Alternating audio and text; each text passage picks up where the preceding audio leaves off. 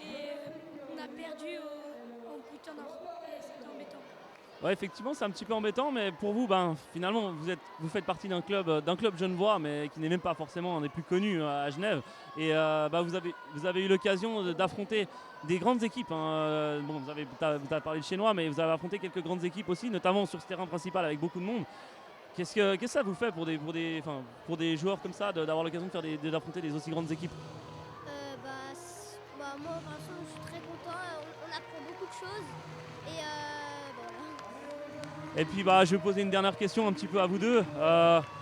C'était une bonne expérience, ça je pense pour vous. Qu'est-ce que vous allez retenir? Est-ce qu'il y a un joueur ou une équipe qui vous a vraiment impressionné pendant tout le tournoi? Oui, moi j'ai bien aimé Anderlecht. Et il y a le petit 2, Ryan, qui est très très très bon. Ouais, alors je suis tout à fait d'accord avec toi, justement je l'ai aussi souvent cité. Et toi, qui c'est qui t'a impressionné, ou une équipe, un joueur? Plutôt la Atalanta de Bergame. Ok, justement l'Atalanta qui, si j'ai bien suivi le match tout à l'heure, est en finale aussi, donc on les retrouvera. Ça va être vraiment un plaisir de les retrouver. Merci à vous deux et encore un grand bravo malgré la dernière place. C'est malheureux, mais voilà, ça fait partie du sport. En tout cas, merci beaucoup à vous. On a eu du plaisir à vous suivre tout au long de ce week-end. Et nous, on va se pencher directement sur la finale de ce match. Donc, je vais recéder la parole quelques instants à Matteo, le temps de m'installer, et ensuite je vais aller m'installer pour commenter cette finale. Et ouais, Bastien, merci pour cette interview. C'était chouette d'avoir des jeunes joueurs du CSI italien. Et voilà, alors, tout de suite on revient sur l'enjeu sur le terrain pour cette finale de l'Europa Cup entre Anderlecht, on le rappelle, tenant du titre. Les Belges avaient remporté le titre la saison passée. Et me semble-t-il contre l'Olympique Lyonnais. Il me semble que Anderlecht avait remporté la finale l'an passé contre l'OL justement. Et ça serait un remake de la finale, mais alors cette fois-ci en Europa Cup. Il faudrait que je vais contrôler tout ça, mais effectivement deux équipes en tout cas qui sont habituées de la CSI Talent Cup. Ils ont participé à plusieurs éditions. Les Belges sont les vainqueurs, les tenants du titre. Malheureusement pour eux cette année, ils se battront pour l'Europa Cup. Les Belges se sont défaits en demi-finale de l'Inter de Milan, alors que les Lyonnais, eux, se sont défaits contre l'OGC Nice 5-0. Alors tout est prêt ici pour cette demi-finale, pour cette finale de l'Europa Cup. N'hésitez pas à commenter sur les réseaux sociaux qui voyez-vous remporter ce tournoi. Commentez-le nous sur les réseaux, sur le live Facebook. On attend vos pronostics, on attend vos pronostics. Alors que Bastien se prépare à commenter cette finale. Le coup d'envoi vient d'être donné par l'OL. Avec un premier ballon là justement pour le portier des Lyonnais. Avec attention, un premier ballon là pour l'OL. Faudra pas perdre ce ballon. Un ballon récupéré. Bastien, donc tout est prêt. Je suis prêt, mais si tu veux, tu peux rester avec moi si tu as envie, comme tu as envie. Vu que c'est la finale, on peut commenter à deux, ça me pose aucun problème. Avec un tir là de l'Olympique Lyonnais. Et ça a été contré, c'est renvoyé par le gardien. Est-ce que tu veux rester avec moi? Je suis bien en place là, c'est magnifique, c'est un plaisir, c'est un honneur de commenter cette finale donc, de l'Europa Cup. Est-ce que j'arriverai juste à te demander de te décaler un tout petit peu, s'il te plaît? Voilà, merci bien. Et voilà, on va pouvoir se concentrer sur le match. C'est un petit peu des soucis d'organisation simplement parce que l'interview des deux enfants que vous avez pu entendre juste avant n'était pas forcément prévue. On nous a demandé vraiment 2 minutes avant la fin du match précédent. Donc on a improvisé cette interview comme on a pu et maintenant on essaie de se mettre en place pour cette finale. Avec un très bon débordement là de l'Olympique Lyonnais, le numéro 6, c'était Magali. Un très très bon joueur. On en a eu beaucoup l'occasion d'en parler et il a encore fait une bonne frappe. Mais le gardien Van der Ried, un excellent gardien qui a pu sauver son équipe avec le ballon qui est toujours en possession des Lyonnais. Et Matteo, à toi l'honneur. Ouais, ballon pour les Lyonnais justement. Et oui, comme tu l'as dit, Bagadi qui a fait un festival contre l'OGC Nice. Il nous a marqué, si je ne me trompe pas, un doublé. C'est un très très bon joueur, l'un des très bons joueurs de l'Olympique Lyonnais. Il faudra surveiller également le numéro 9 qui s'appelle Kakimora, qui est lui justement, et c'est lui justement qui est en action.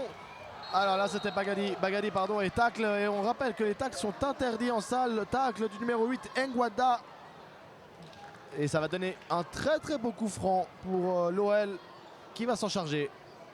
Ça semble Bagadi. Ça doit être probablement lui, on sait qu'il a une très très bonne frappe. On attend, c'est le gaucher Bagadi. On sait que dans ce tournoi, les coups francs sont pratiquement des buts. On verra si Bagadi va réussir à cadrer. La difficulté, c'est de passer le mur. Bagadi qui s'élance. Et dans les bras du portier Van der Riet. Ouais, un très bon arrêt du portier Van der Riet. On a dit qu'il a fait un excellent tournoi jusque-là. On espère pour lui que ça va continuer ainsi, mais on espère aussi pour le spectacle que son homologue pourra continuer son job. C'est probablement deux des meilleurs gardiens du tournoi qui s'affrontent aussi. Van der Riet et Gebel ont les deux fait des parades monstrueuses pendant tout le tournoi et vraiment des très très bons gardiens. Alors qu'il y a une petite faute sur Bagadi justement de la part du numéro 9 d'Anderlecht.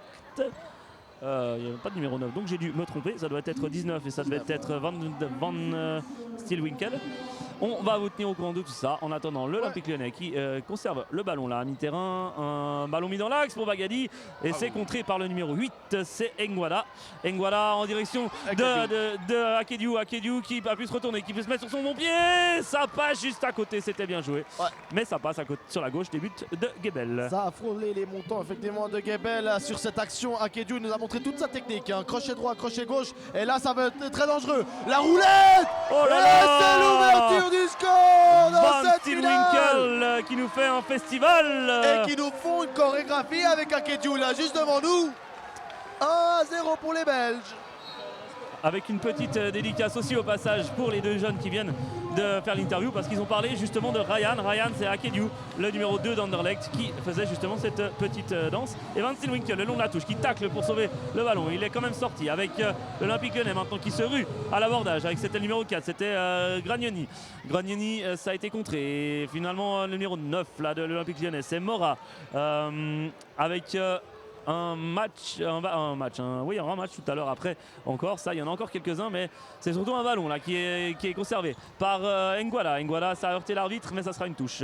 Ça sera une touche juste devant nous. Nguada là, est-ce qu'il va pouvoir jouer? Oui, il a pu trouver Badili mais une contre-attaque de Lyon avec le numéro 9. Le numéro c'est Mora et c'est bien capté par Van der Riet. Ouais, le capitaine lyonnais Mora qui a bien suivi là cette action opportuniste, le numéro 9 lyonnais là qui s'en est allé face au portier Van der Riet. Il a finalement dû rater son occasion avec Akedju là cette fois-ci. On est dans le camp adverse. Akedju le côté droit. Magnifique. Et ça fait 2-0.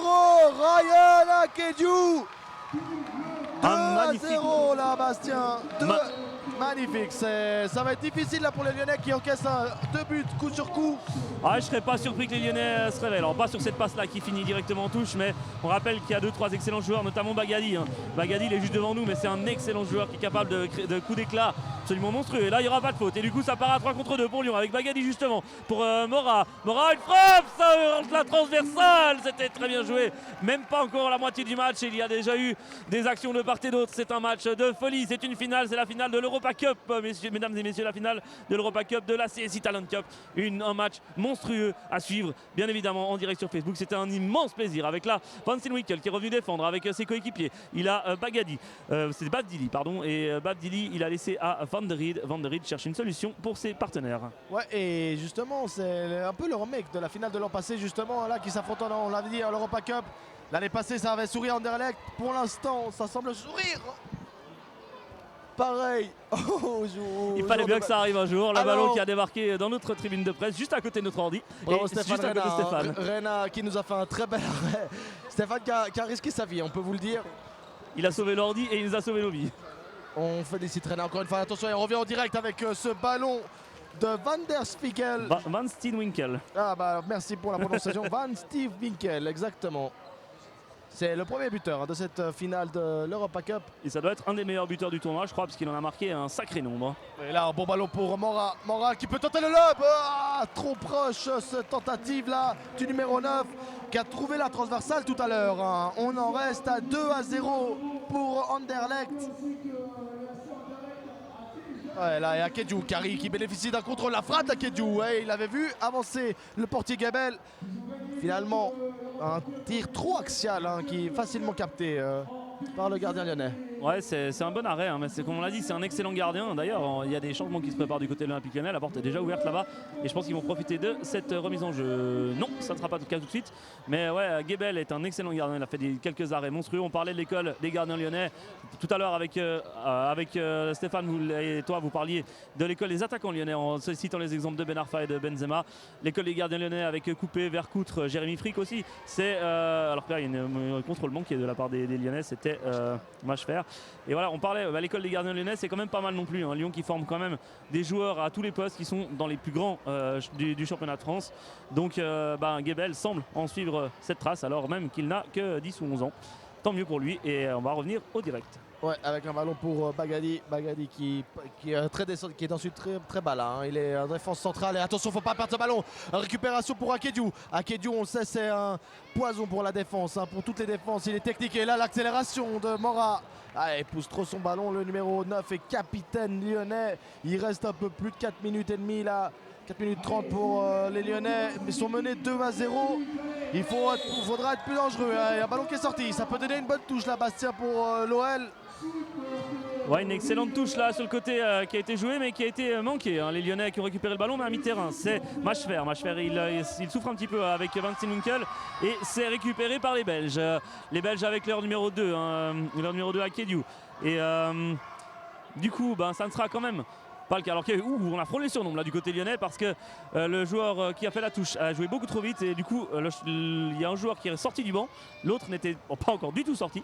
L'arbitre n'a pas sanctionné, le joueur n'a pas touché le ballon mais c'est pas passé loin du drame. Alors une petite particularité, hein, Bastien, donc ce n'est pas l'Anderlecht a déjà remporté l'Europa Cup, la CSI Europa Cup, c'était en 2015 et donc pourquoi pas rééditer cet exploit. En tout cas, la saison passée, c'était la Champions Cup. Attention, c'est un bon ballon là pour les Lyonnais. On revient en direct et faute. Est-ce que ce sera un coup franc ou est-ce que ce sera un penalty? Non, c'est un coup franc. C'est un coup franc qui sera obtenu en tout cas par le numéro 8 au Banacha. Banacha, ouais. Et attention, c'est lui qui semble vouloir se faire justice. Banacha, le gaucher, va-t-il réussir à franchir le mur? C'est une combinaison. Ouais, c'était bien vu. Et c'est réduction du score par Semer, Aktan Semer, qui vient marquer le 1-2. Et tout est possible là dans cette finale, Bastien. Ouais, il reste 2 minutes 45 à jouer, 2-1 seulement dans ce match et Anderlecht qui maîtrisait son sujet, mais Lyon, on a dit qu'ils peuvent être très très dangereux. Hein. Ils ont des excellents attaquants, on en a parlé, c'est arrivé. Maintenant, il y a aussi un excellent gardien des deux côtés en face. 2-1, 2 minutes 30 à jouer, ça va être intense et ça va être très très intéressant à suivre. On se réjouit de vous faire vivre ça. Est-ce que, à ton avis, il y a attention, on suit ce ballon.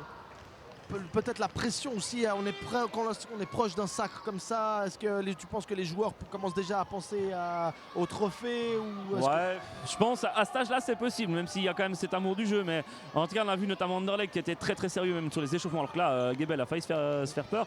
Mais on a vu Anderlecht toute la journée, en tout cas hier, s'échauffer continuellement, jouer, s'entraîner.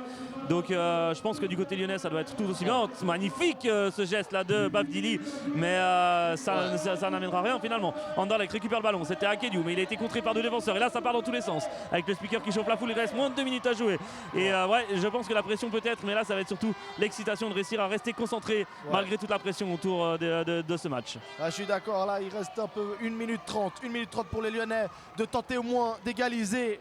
C'est en tout cas ce qu'ils vont tenter de chercher là. Il n'y a plus rien à perdre lorsqu'on est en finale maintenant. Et attention, ballon récupéré bêtement.